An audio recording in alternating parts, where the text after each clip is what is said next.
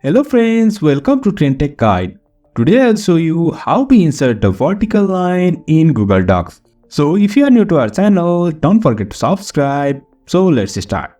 First of all, you can see I am here in Google Docs. Now to insert line, go to this insert and to this drawing and new. After that, you will find this interface. Now to add line, go to this line over here. Click and drag on this workspace. If you want straight line, just type shift on your keyboard and drag, and you will find this line. After the line is inserted, go to this accent, and over here you will find this rotate. You will find here clockwise or anti-clockwise. You can go with any one of this.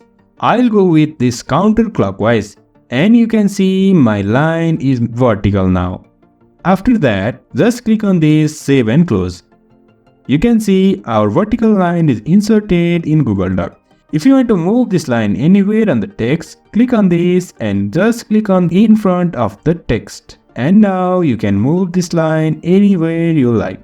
In this way, we can insert vertical line in Google Docs. So if you find this helpful, don't forget to subscribe. Have a good time.